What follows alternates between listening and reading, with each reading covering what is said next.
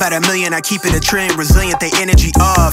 My image is God reaching deep in the pot, I got features of people I lost. Yeah, R.I.P. on me, TT. The melanin on me, my cheekbone is native, the soil is my where I walk. Rich, ano buhat mo? Kalas pa tayo ng damit ah. Ay.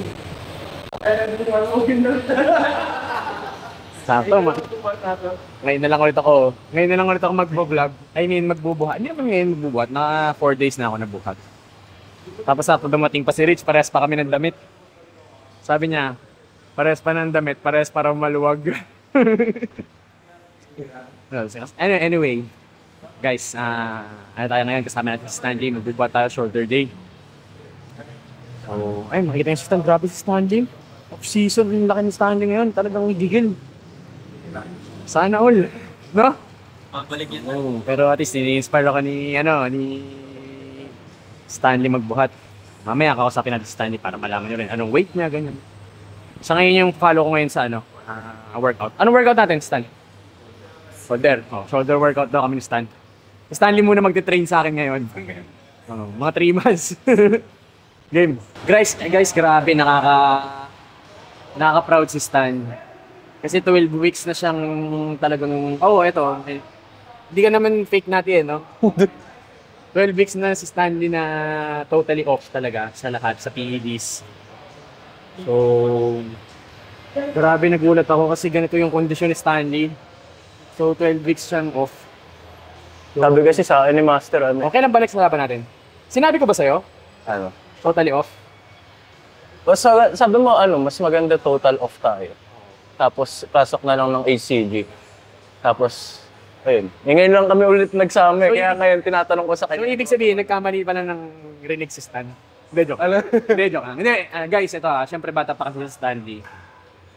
Kasi ilang years consecutive din kasi yung prep niya. Tapos mahaba yung prep last time. So, kailangan niya rin talaga ng time para mag-off din sa lahat. Diba? Well, malamang yung ibang... Siguro pag dumating yung time, mag-pro na siya, magiging pinaka-off niya na lang, which is yung TRT. Pero sa age ko si Stan, para sa akin, mas okay din na mag-off muna siya. Tapos yun, blood works. Tapos after ng blood works, check namin sa timeline kung kailan yung next prep. Tapos doon na lang ulit natin ipapasok yung load. So, syempre, check din natin yung test levels niya para malalaman natin kung ilan yung magiging first na pasok ng mga gamot. Gamot, sila muna. Kasi, pero ngayon, Master, kasi ngayon, yung focus ko ngayon, hindi masyado sa play. Board exam kasi. nga pala, hindi ka pa maglalaro this year? This year? Next year? Maglalaro ako kung pumasa ng board exam.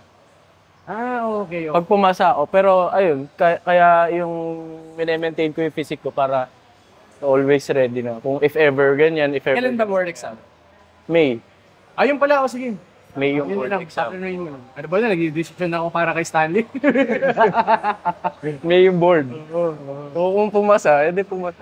At least hindi masyado mataas yung body fat. Tama. Ano nga, posing sample Kasi pag ako yung nag-posing, hindi may inspire yung mga viewers eh. Dito rin pala ngayon si Bro Broming Dito rin kasi si Bro Broming kasi may pinag-meetingan kami. Pero hindi mo natin na sanggat hindi pa tuloy.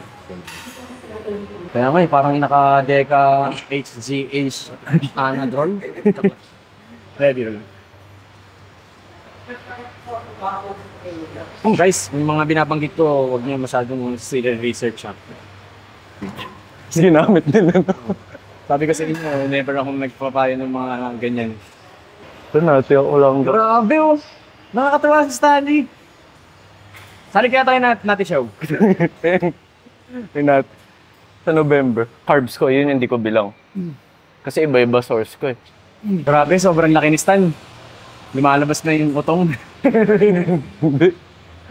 Pero nadamit na nadala ko eh. Paano ba sa Samsung? Parang kahit nagbubuhat, naririnig yung boses. Wala masyadong montage. Okay. Jace, baguhin daw natin yung style ng... Uy, wala ako sabi. Samsung na daw yung style. Kahit daw na nagbubuhat, rinig yung boses. So, buwasan mo na daw yung montage. Sabay biglang papasukan ni Jace nung montage na may boses. Boom! Day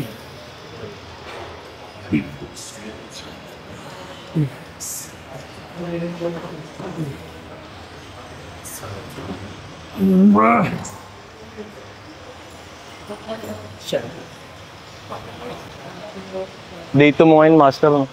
Ha? Day 2. Day 4. Day 4. Bawas ako? Ano to, usapang off-season. Pero kamusta yung ano mo, Stan? Yung schooling, tapos siyempre nagbubuhat ka pa rin. Mas madali ngayon kasi ano, off-season. So, dali ngayon kasi, syempre, mataas yung carbs. Ngayon, coach, yung mga kirinave ko lang, hindi na agaya last year. Siguro nag-mature na din ako sa bodybuilding. Na hindi na yung donuts, ganun, pagkatapos ng show. So, parang naging yung na-adjust ko na yung pagiging pagkain ng malinis lang. Mas na-enjoy ko na yung oatmeal, kanin, ganyan. Kasi 4 months doon tayo na-deprive sa, sa complex carbs eh. So, yung mga processed carbs, sinet aside ko siya. Kaya siguro mas nag-reverse ng maayos. So, in terms naman sa schooling, kasi kapag manas ka o ganyan-ganyan, yung manas, wala kang gana, hindi maganda yung takbo ng araw mo. So parang wala ka din gana gawin yung mga everyday na ginagawa mo nung as a student, ganyan yung kabilang side ng life ko. So parang ngayon, mas ganado ako sa academics kahit di ako nakapag-prep. Pero yung, Galing Stan. pero yung grades ko, Bakit? hindi naman. Siguro, hindi lang naman ako. Kasi siguro mahirap talaga yung 4th year. Sobrang hirap ng 4th year.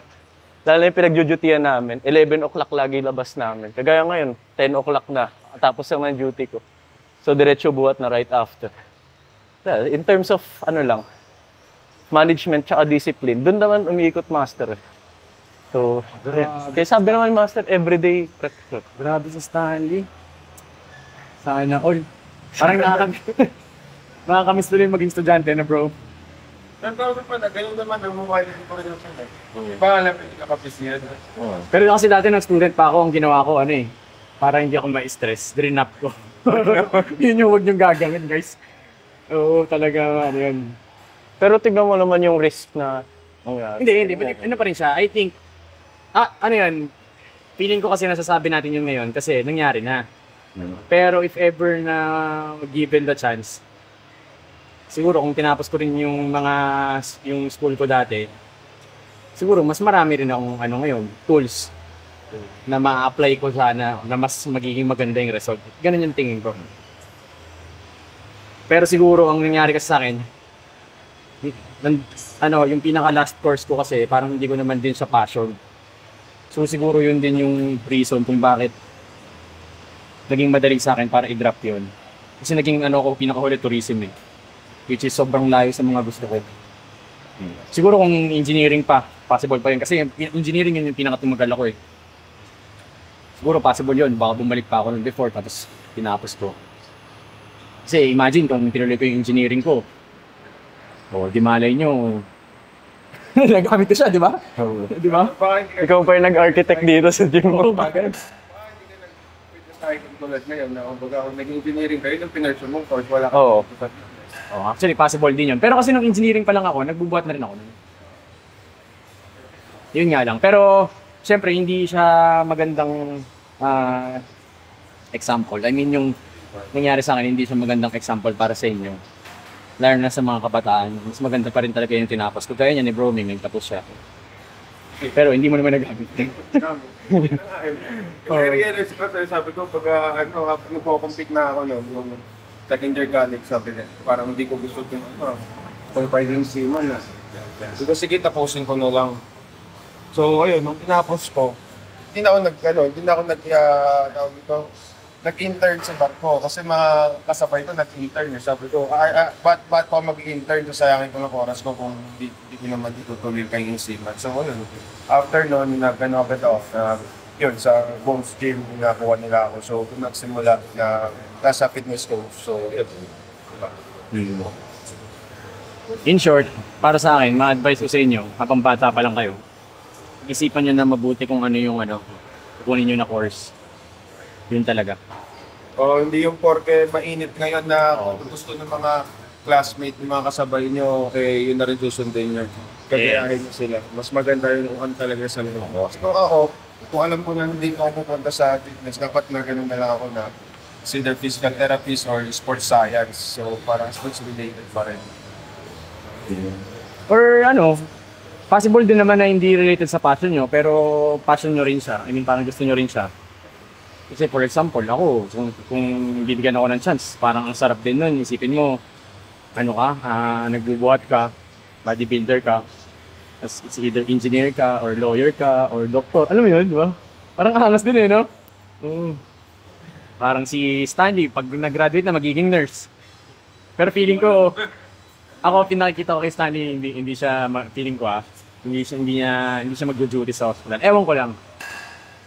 I think ganun. Kasi medyo na-establish na rin niya ng maaga eh. Pero kung naniniwala ko sa destiny. Kasi like for example, best example na dito sila Master tsaka si Kuya Nick. Na hindi mangyayari yung isang bagay. I mean, kaya for example, kay Master na drenap niya. Pero talagang destiny talaga yung drop niya. It's a matter of fact kung paano mo gagamitin yung nangyari sa'yo in a good way na madadala mo yung buhay mo in sa ganitong meron na siya ngayon. Diba? Siguro magaling lang ako mag-fix kung ano yung nandyan. Kasi nung time na yun, nung nag-drop ako, iniisip ko nung, saan na ako po, ano na kaya magiging future ko. Oh bro, dumating kaya ako dun sa time na parang iniisip ko, magiging basurero na ako.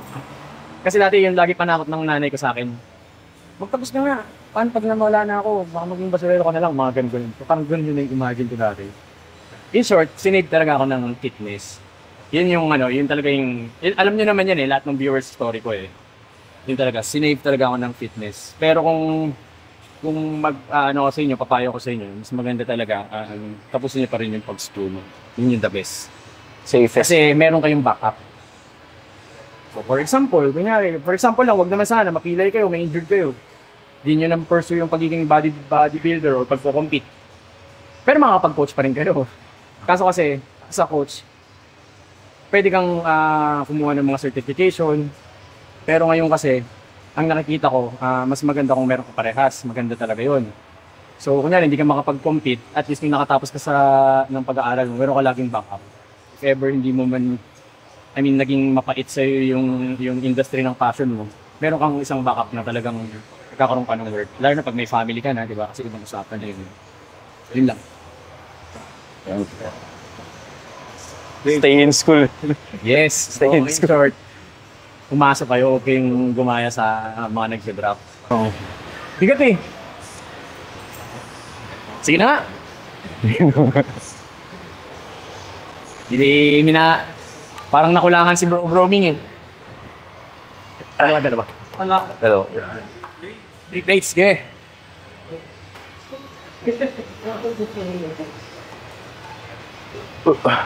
Takto yung usapan lang natin, off-season na biglang napunta sa School. Oo, naging principal pa tayo. Let's go.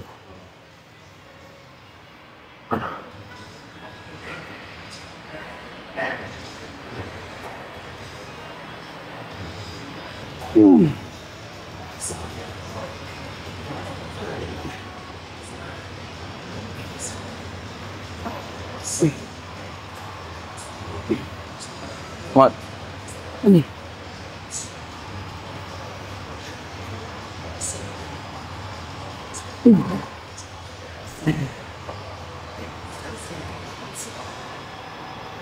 Set. Drop tayo, master. Maya? Last. Pero hindi ako masyado bumigat. 84 lang ako ngayon, master. Ano yun? 84 lang. Hindi, nag-off ka rin Most likely nabawasan din yung muscle mass mo ng konti. Oo. Kahit sabihin mong mataas yung food. 2.5 lang calories pa. 2.5 to 3K mga ganun. Nabawasan yung mass mo, pero natagdagan naman ng konti yung body fat mo rin. Kaya mukhang malaki. Normal yun.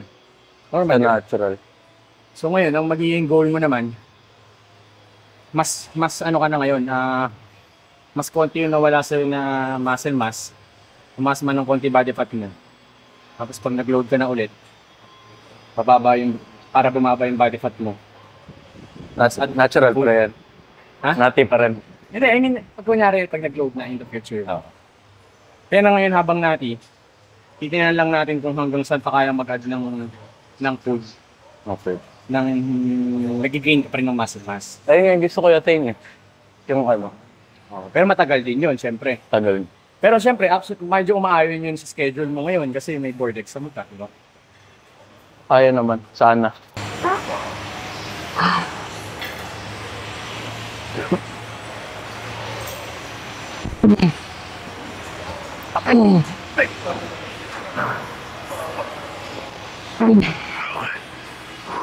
Awesome. 4 plates? 1 plate. Plates din ba ako dati? 5 plates si Master dati. Okay.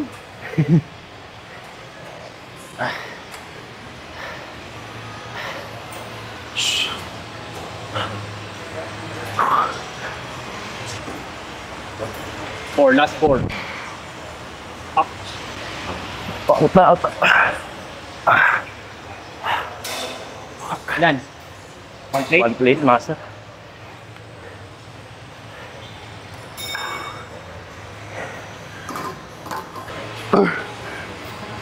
Five, 6. 8 plus 2. 9. Full. Okay. Okay na. Ang hirap sa pato ni Stan.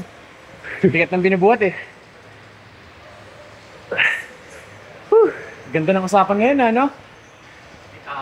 May May topic, topic. guys. So, ito na yung sign. Bumabalik na tayo sa pag-vlog. Tagal kasi namin di nagkita ni Master eh. Halos 2 months ata. Tapos yung KG, hindi na kami masyado nagkita eh. Pero na-busy kasi. Nag-open sila, no? Yung mga sign na talagang babalik na tayo sa vlog kasi sakto, nandito rin si Richmond. Yun, no? Dalawang camera na kaya gamitin natin. No? Oo. Piga. Piga, Rich! Pinost na rin, no? Ngayon yung ano natin dito. Scholar since day 1 ng KSYN sa basketball side. Ayun, speaking of school. Speaking of schooling, pairam siya nung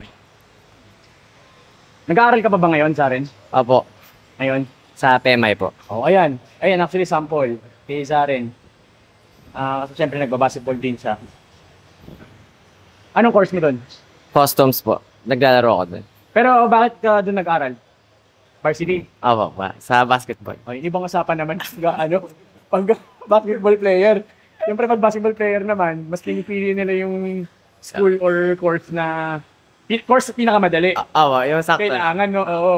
Kasi siyempre alam ko pag varsity ka, kailangan may wala pina-maintain mo grades mo. Opo, at saka mahirap po kapag yung course mo mahirap eh. Oo. Pero meron bang varsity na mahirap yung course? Wala pong tumatagal eh. Wala ba? Wala. Konti lang. O yun na may. Pero yung sinasabi ko na sa kanila naman, ang kinagandahan sa basketball player, at least, nagamit na nila during para sa varsity nila. Tapos, nakatapos pa sila, di ba? Para if ever man hindi na maging okay yung career nila sa basketball, nakatapos sila. Opo. Tama ba? Opo. O napilitan ka lang dahil kailangan mong mag-enroll? Di po, ganun yung purpose, yung tsaka yung goal namin. Oo. Gamitin namin yung parang scholarship para makatapos. Pero kunyari, hindi ka basketball player, masaya ka sa course mo ngayon? Hindi!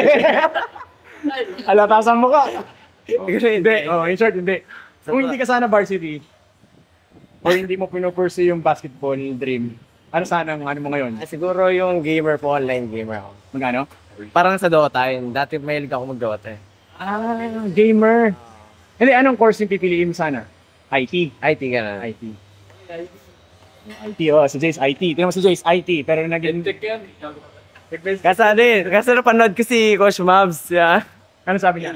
Ayun. IT ba si Coach Mavs? Hindi. Kaya nung pandemic, kasi syempre sa bahay lang. Oo. Tatanong ko yung sarili ko kung ano gusto ko, parang gano'n. Kasi yun, parang pumasok sa akin yung basketball na yun. Sinimulan ko. Ibig sabihin, nagsimula ka lang mag-basketball nung... Nung pandemic. Oo nga pala, no? Tapos, nintek sa ganito ngayon. Grabe to si Zaren. Halos sa araw-araw, parang. Oh, may bigyan mo ng highlights si Jace, ha? Video, ha? Di ba? Send mo sa kanya, para ilalagay niya doon, ha? Let's go. Yung Bigyan kita. Zaren. Sige ba? Support niyo po ako sa PMI. Yun lang po. Okay, so, balik sa basketball. Though wala lang, konti lang naman yung viewers natin ng basketball. Pero syempre, sabi ko sa inyo, yung KSYN is, ano siya, hindi lang siya pang bodybuilding. So, one example si Zaren, siya yung ano natin, ano natin siya ever since, scholar natin. So, yun, magiging masaya ako niyan pag napunta sa, ano, sa magandang career yung basketball journey ni Zaren ako. Pupunta ako doon. Hindi ako nag-guide sa kanya or nagko-coach kasi ang help lang na nabibigay ko sa kanya, meron siyang training grounds para sa sa weight training niya. So, yun, shoutout sa lahat ng tumutulong din sa journey ni Zaren. Balang araw, sana maging to. Mapanood ka namin overseas. Opo. Yun yung goal mo, di ba? Opo, overseas. Yun. Sana matupad yun. Baka makalimutan mo naman kami. Ay, hindi. Magtatayo ako ng sarili kong branch na kayo. Yan. Sakto napasok ni Zaren. Pag interested kayo ng franchise, guys, email lang kayo sa franchise@ksynfitness.com. Meron akong kinakausap ngayon na client. Possible pa lang. Hindi pa 100% sure, hindi ko pa siya i-announce hanggat hindi 100% sure. Pero baka magkaroon ng basketball court sa taas. So yun yung natin, full court. Pero matagal pa yun. Pag in-announce ko na ulit, ibig sabihin sure na. Basketball na sure na yun. So yun, makakatulong siguro. Nood lang kayo guys, nood lang kayo kay Master para updated kayo. Kasi na-istorbo na natin si Zaren. O ito naman, si Richmond naman yung kulitin natin. Oo. Estudyante. 4. Up.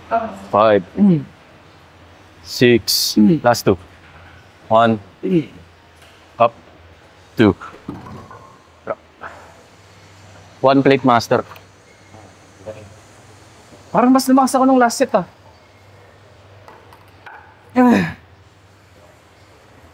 Hindi ako sure ako. Mas madali yung drop set ko guys kasi start ako sa 3 plates. Di nakakamiss mag-vlog yung nag-uuwi. Oo, baka sabihin kasi nila puro franchise na lang pinag-uusapan Next year mag-Olympia yan si Master.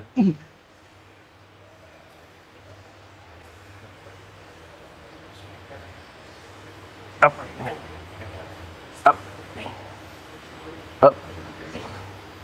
Up. Makita nyo yun nung binanggit yung Olympian. Naging maganda yung form ko. Tudo ko. De guys, andun pa rin naman yung fire sa akin.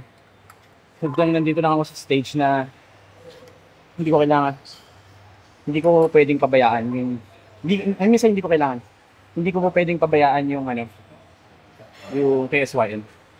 Hindi talaga ako. Sobrang daming problems na tiniface ngayon. Dahil sabi ko nga sa inyo sa previous vlog, ako dito, parang rookie ako sa game na to. So, syempre, kung gusto kong gumaling sa game na to, kailangan ko siyang pagdaanan ng Nag-guess ko yung mga nagko-comment. Yes, like ang sabi. Pabalik ako. So, tapos, nakatry ko kunin yung pro card. Totoo yun. Guys, kailangan talaga ng time para mangyari yung ganun. Mukha siyang imposible, lalo na sa akin. Dahil off on ako. Pero wala naman din masamang mangarap, di ba? Yes, hindi ko tinuloy yung dream ko ngayon, pero hindi ibig sabihin nun, stop na ako forever. So, malay niya maging okay na ako dito lahat, system, franchise, okay na. Tapos biglang mag 100% ulit ako. Walang kasiguraduhan na makukuha yung pro ko kasi nag-stop ako. Pero wala ring masama kung ito-try, di ba? So, yun yung nakikita ko. Malay nyo, yun yung maging magandang story in the future na may inspire yung mga tao. Lalo na yung mga katulad ko na pahinto-hinto. Ay, kaya pala. Alam mo yun? So yun, kasi dati rin naman nung nag-pro sa Joven, wala pang nakagrowang Pinoy pero tingnan mo, ang daming biglang, nung naging pro sa Joven, ang daming biglang boom, gusto maging pro. Which is, kaya pala talaga. So tayo naman, yes, mas mali talaga yung chance ko na maging pro dahil patigil-tigil ako. Pero walang masama kung itatry ko rin yun. Yeah. So siguro, yun, kung ma-hit ko man siya, yes, may magmamalaki ako. At the same time, inspiration para sa inyo. Na patigil, may kailangan, may reason kung ba't tumigil. Hindi ko pinopromote yung tumigil-tigil kayo sa prep, guys. Hindi ko rin pinopromote yung day one. Sana maintindihan nyo yung day one slogan ko na kahit saan man kayo timeline ngayon sa career nyo or sa buhay, lahat tayo may chance mag day 1 hanggang tumihinga tayo. After that, pwede mo siyang iset lagi as day 1. Day 1, hindi ko matakot mag day 1. Pero hindi ko sinasabi na, Day 1 lagi. yes, or iisipin nyo, pwede naman ako mag day 1 next week. So, alisin nyo yung mindset na ngayon. Ang pinaka-main inaano ko, pag down na down kayo, dahil natigil kayo, lagi nyo lang isipin, ayun, first step, mag day 1. Try. Oh, try ulit.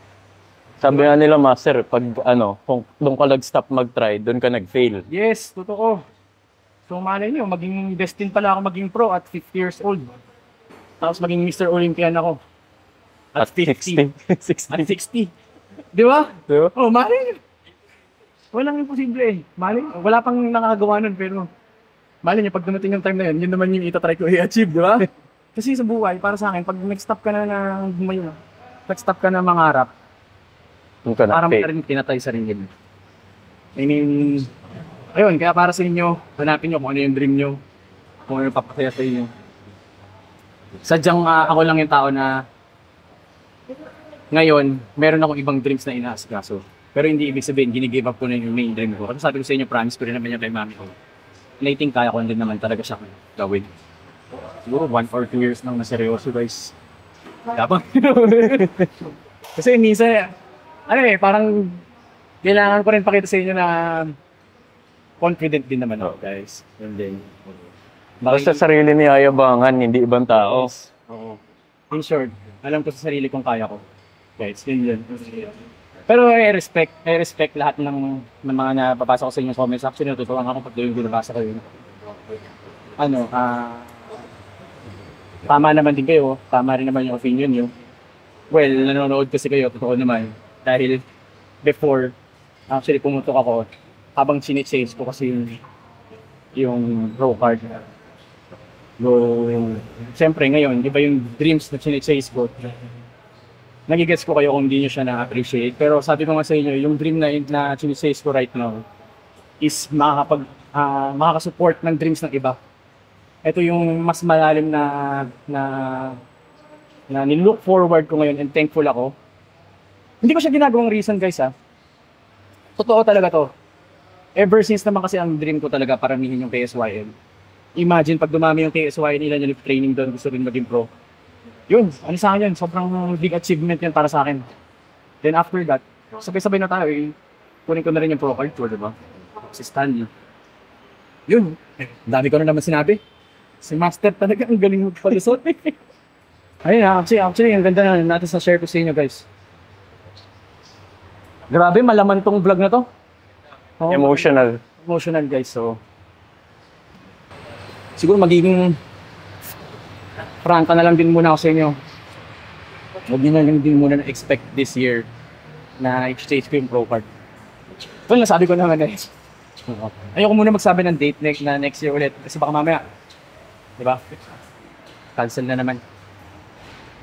Basta nandun yung pangarap. Oo, bulatin ko na lang ulit kayo. Actually, yung last time kasi regionals, biglaan yung sayang, hindi ko nalabos yung 100%. Kahit man lang sana yung 100% na nagpatuyo. Yun lang. Pero tingin mo ba, Stan, kaya ko pa? Oo. Kaya na. Kasi isipin mo lang, may 2 weeks ka lang. Diba? Ganun yung kalalabasan, size. Syempre, patigil-tigil, unlike nung, hindi naman sa dinidisregard ko yung mga nakatapat ni Master sa alam naman natin kasi regional, syempre, di nila sasagarin mo. Yes, totoo din naman. Pero for example, kung titingnan mo kasi yung shape and density talaga, andun eh. Pero syempre ngayon, kagaya nga sabi ni Master, yung kailangan may great things talaga, take sacrifices. And yung nasa sacrifice ngayon, yung competitive bodybuilding. Ganda na. Pero ngayon, may napagtuntunan naman na magandang sacrifice yung hindi naman giniba, parang pinag-focusan niya. So, which is, ayun niya, sabi nakatulong sa dreams ng ibang tao. For example, ako, yung mga partner ni Master, ayun, talagang naka-motivate and nakapag-push sa isang pangarap. Wala na ako. Sige na nga, pagsabayin ko na nga. Pagsabayin ko. Actually guys, in short. Gaya nga sabi Master, di ba? Sabi mo sa akin, kapag yung may isa talagang mababawasan yung focus mo. Like for example, kagaya nung nag-prep kami sa KG Classic, nagrarant ako kay Master, nahirapan ako sa class mode. Kasi school tsaka bodybuilding. Sabi niya, isipin mo Stan, kung hindi ka nag-prep, mas mataas grades mo. Oo. Tapos kung hindi ka hindi ka nag-bodybuilding, edi I mean kung hindi ka nag-competitive. Oh, in short, yun talaga, if ever may i-focus ka sa isang bagay, most likely, mabubuwasan yung iba. So, may mga tao talaga na kaya nilang pagsabayan. Pero tandaan nyo guys, yung mga tao na napagsabay nila yung mga ganun, nag-start din sila as hindi nila kayang pagsabayan. Yun. Namamaster din kasi yan eh. So yun, malay nyo, next year, mamaster ko na siya na mapapagsabay ko, di ba? So, mas marami na akong content na magagawa. Kasi, kung totoo lang din na usapan, yung hindi ako nag-compete, actually, makakabawas siya sa branding ko. Tama din naman kayo. Kaso nga lang, sabi ko nga sa inyo, medyo na-sacrifice ko din talaga ngayon yung pag-compete. At the same time, pati sa branding. Kasi meron akong binibuild na isa. Diba? So, pag medyo nakabuelo na ako, balik. Ngayon, okay na yung nila. Synergy nila, magtutulungan na ulit sila. Yung pag-compete ko, and then yung business side. Diba? Tapos yung kinagandahan din ngayon, nung nag-out ako sa competition, I think mas nakaspend din ako ng time with my family. Yun ang hindi mabibili ng kahit ano. Yun guys, okay? So basta yun lang yung master ko. Guys, hindi ko sinasabi to para sabihin sa inyo na parang tinalikuran ko na yung pagko-compete. Gusto ko talaga, as in gusto. Sabi nga nila, pag gusto daw, may paraan. Well, guys, totoo yun, kasabihan ni Kuya Wins. Totoo naman din talaga yun. Pero sadyang sabi ko sa inyo, rookie ako sa game na to. So, kailangan ko siya bigyan ng oras. Diba? For sure, kung trinay ko siya i-balance as in talagang 50-50, baka napabayaan ko itong isa. Ngayon pa nga lang, medyo hindi pa master na Jace. Paano pa kung sinabay ko yung pagpo-compete? Let's go, tara. Buhat muna kami guys kasi serious mode ako. Ayoko nung yung buhat. Serious. Ayoko talaga yung nag-uusap pag nagka-training eh. Press sa incline, dumbbell. O Sige, dumbbell. Dumbbell. Ba? Kaya ba? Tayo. Tagal natin pa yun eh. Umasin na lang. Dumbbell na lang? Dumbbell na. Sige, dumbbell na lang. Gusto mo magpasikat yung Stanley ngayon ng 50 na. Nakita ko yung video last time. Go, hindi 50. Go! Melanin on me, my cheekbone is native, the soil is my where I walk. Some beavers on me, my nigga, go figure my inner make enemy scoff. Admit it, your energy off. My frequency killer, you soft. I show people love that act like they above it, but switch when they see me, I'm lost. I tell the truth when I talk. Okay guys, so ayun, tapos na kami mag-workout this time. Yeah. Wait, grabe. Wait. Anyway pala, meron na tayong credit card dito sa Fairview. So, kung gusto nyong gamitin credit card nyo, yan, swipe kayo dito. Hindi, I mean, punta kayo dito. Tapos pwede nyo gamitin yung credit card nyo, guys. Okay? So, tapos, ayun na, credit card. O nga, credit card. Credit card terminal. So, ayan, basta, tapos mali nyo, soon, i-air ko na rin natin to. And, tingnan pa natin kung anong may improve natin sa branch na Fairview.